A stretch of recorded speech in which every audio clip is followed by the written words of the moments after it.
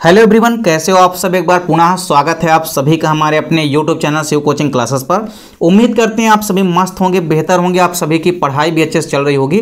आज की इस वीडियो में हम देखेंगे class 11th biology NCERT chapter 4 में आज की जो इस वीडियो है इसमें हम देखेंगे संघ सीलेंट्रेटा, जिसको कि हम निडेरिया संघ भी कहते हैं। तो संघ सीलेंट्रेटा के जितने भी सामान्य लक्षण हैं वो हम आपको आज के इस वीडियो में यहाँ पे पूरा का पूरा डिटेल में कवर कराने वाले हैं। तो चलिए सीधे वीडियो को स्टार्ट करते हैं। सबसे पहले यदि हम बात करते हैं संघ सीलेंट्रेटा की, जिसको कि हम संघ निडेरिया भी कहते हैं, तो देखिए इस संघ के अंतर्गत ऐसे आद्य बहुकोशिकीय जंतुओं को रखा गया है। यानी कहने का मतलब यह है कि सीलेंट्रेटा के अंतर्गत बहुकोशिकीय जंतुओं को रखा गया है, यानी कि मल्टी सेलुलर जीवों को रखा गया है। अर्थात ऐसे जीव जिनके शरीर के अंदर बहुत सारी कोशिकाएं होती है, उन जंतुओं को सीलेंट्रेटा संघ के अंतर्गत रखा गया है।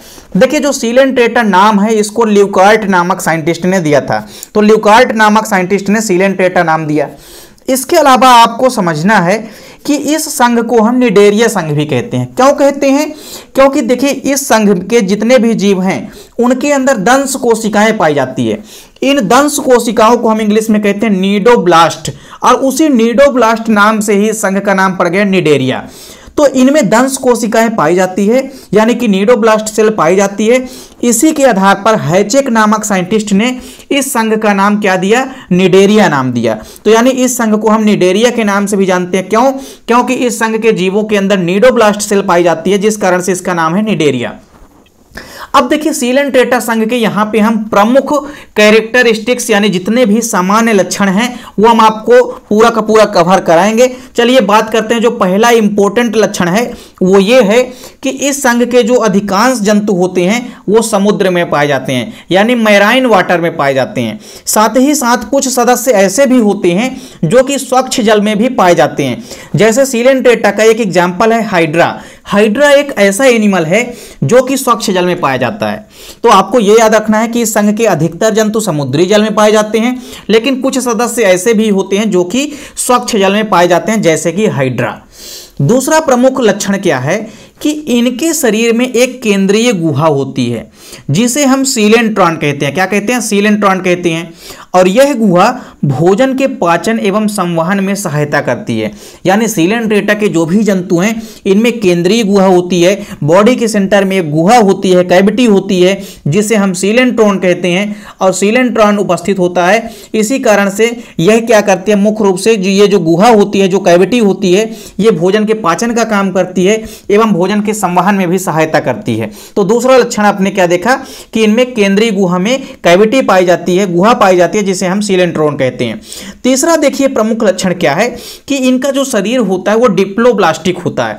डिप्लोब्लास्टिक का मतलब होता है कि इनकी जो शरीर की बॉडी होती है वो दो जनन स्तरों से मिलकर के बनी होती है। अर्थात जब दो जनन स्तर होते हैं तो उसको हम कहते हैं, बाहरी परत को हम कहते हैं एक्टोडर्म, और जो आंतरिक परत होती है उसको हम कहते हैं एंडोडर्म। यानी जिनके बॉडी का, या आप कह सकते हैं कि जिनका शरीर केवल दो ही जनन स्तरों से मिलकर के बना होता है, ऐसे जंतुओं को हम कहते हैं डिप्लोब्लास्टिक एनिमल। ठीक है, तो आपको याद रखना है कि जो संघ निडेरिया या सीलेंट्रेटा के जंतु होते हैं इनका शरीर कैसा होता है? डिप्लोब्लास्टिक होता है। तो डिप्लोब्लास्टिक आपको याद रहेगा। इसके बाद आप देखिए अगला जो इंपॉर्टेंट लक्षण है वो ये है कि शरीर का जो अग्रभाग होता है, अग्रभाग पर उभार पाया जाता है, और इस उभाग को हम कहते हैं हाइपोस्टोम। क्या कहते हैं? हाइपोस्टोम कहते हैं। और हाइपोस्टोम के ऊपर मुख की उपस्थिति होती है तथा मुख के चारों ओर अनेक धागे नुमा स्पर्शक पाए जाते हैं, यानी जिसको हम कहते हैं टेंटिकल्स। तो सीलेंट्रेटा संघ के जो भी जंतु हैं इनमें आप अग्रभाग में देखेंगे कि कई सारे धागे नुमा स्पर्शक यानी कि टेंटिकल्स जो हैं वो प्रेजेंट होते हैं, अर्थात पाए जाते हैं। अगली विशेषता या अगला प्रमुख लक्षण देखिए क्या होता है कि जो इनका शरीर होता है वो अरीय सममिति युक्त होता है। अरीय सममिति का मतलब होता है रेडियल सिमेट्री। प्लांट की भाषा में आप जाएंगे तो इसे हम त्रिज्या सममिति बोलते हैं। तो इनका शरीर जो है अरीय सममिति युक्त होता है। अरीय सममिति का मतलब होता है कि इनकी बॉडी को आप किसी भी केंद्रीय तल से काटेंगे इनकी बॉडी दो बराबर भागों में बंट जाएगी। कहने का मतलब यह है कि इनकी बॉडी में सिमेट्री कैसी पाई जाती है, रेडियल सिमेट्री पाई जाती है, यानी कि अरीय सममिति पाई जाती है। अगला इंपॉर्टेंट लक्षण यह है कि इनका जो शारीरिक संगठन होता है, यानी जो बॉडी ऑर्गेनाइजेशन होता है, यानी कि लेवल ऑफ जो बॉडी ऑर्गेनाइजेशन होता है वो ऊतक स्तर का होता है। यानी इन जंतुओं में ऊतक पाए जाते हैं, अर्थात कई सारी कोशिकाएं संगठित होकर के एक विशेष प्रकार की रचना बनाती है जिसे हम कहते हैं ऊतक या टिश्यू। तो ये ऊतक स्तर के जीव हैं, अर्थात इनके शरीर के अंदर टिश्यू या ऊतक भी प्रेजेंट होते हैं।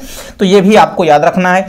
इसके बाद अगली इंपॉर्टेंट लक्षण क्या है कि इनमें बहुरूपता पाई जाती है। बहुरूपता का मतलब होता है कि इस संघ के जो प्राणी होते हैं ये अलग अलग प्रकार से रूप जो है प्रदर्शित करते हैं।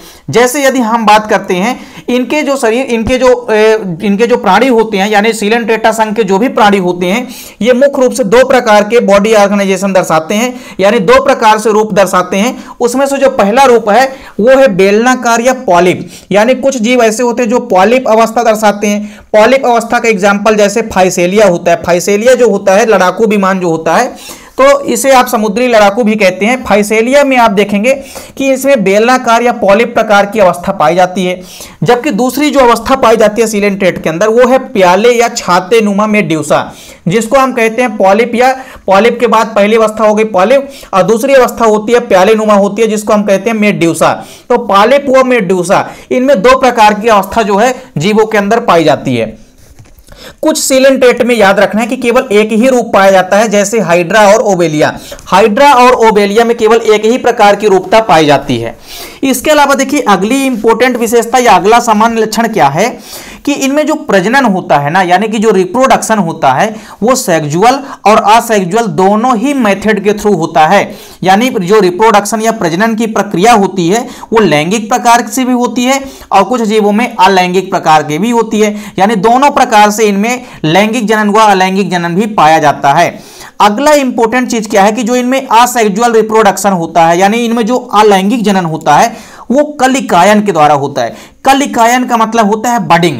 जैसे आप हाइड्रा में देखेंगे, हाइड्रा में पहले छोटे छोटे मुकुल बनते हैं, यानी कि इनमें बडिंग होती है, बड बनते हैं और फिर वही बड जो है धीरे धीरे विकसित होकर के एक नए हाइड्रा का निर्माण कर लेता है। यानी इनमें जो अलैंगिक प्रजनन होता है, जो असेक्सुअल रिप्रोडक्शन होता है वो कलिकायन के द्वारा होता है, यानी बडिंग के द्वारा होता है।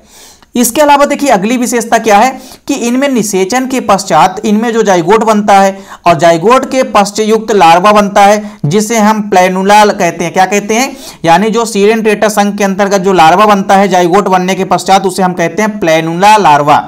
ये भी आपको ध्यान में रखना है। अगली इंपॉर्टेंट विशेषता क्या है या सामान्य लक्षण क्या है कि इनमें जो पाचन होता है वो आंशिक रूप से अंतःकोशिकीय होता है। कैसा होता है?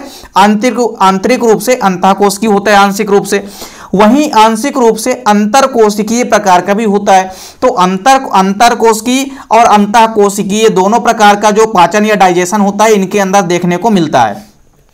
अगली विशेषता देखिए क्या है कि इनके एक्टोडर्म में विशेष प्रकार की दंश कोशिकाएं पाई जाती है। यानी जो एक्टोडर्म संरचना है इस एक्टोडर्म संरचना में विशेष प्रकार की दंश कोशिकाएं पाई जाती है, यानी नीडोब्लास्ट सेल पाई जाती है, जो कि हमने पहले ही आपको बताया था कि जो इनकी एक्टोडर्म परत होती है उसमें दंश कोशिकाएं पाई जाती है, यानी कि नीडोब्लास्ट सेल पाई जाती है। और जिसकी उपस्थिति के कारण ही सीलेंट्रेटा संघ का नाम क्या पड़ा? निडेरिया पड़ा। तो सीलेंट्रेटा संघ के जीवों को हम निडेरिया संघ के जीव के नाम से भी जानते हैं। क्यों जानते हैं? क्योंकि इनमें नीडोब्लास्ट सेल पाई जाती है। इसके अलावा देखिए जो अगली इंपॉर्टेंट विशेषता है या सामान्य लक्षण है वो ये है कि ये मांसाहारी होते हैं। इस संघ के जो जंतु होते हैं अधिकतर मांसाहारी होते हैं तथा इनमें जंतु समभोजी यानी कि होलोजाइक प्रकार का पोषण पाया जाता है। यानी जंतुओं के समान इनमें भोजन की प्रक्रिया होती है, पोषण होता है, जिसे हम होलोजाइक प्रकार का न्यूट्रिशन या पोषण कहते हैं। तो इस प्रकार से हमने यहाँ पे लगभग 13 इंपॉर्टेंट सामान्य लक्षण पूरे के पूरे कवर कराए हैं। किसके? सीलेंट्रेटा या निडेरिया संघ के। तो उम्मीद करता हूं कि वीडियो पसंद आई होगी। वीडियो अच्छी लगे तो लाइक कमेंट जरूर कीजिए, साथ ही साथ दोस्तों के बीच वीडियो को ज्यादा से ज्यादा शेयर कीजिए। मिलते हैं नेक्स्ट वीडियो में, तब तक के लिए जय हिंद, वंदे मातरम।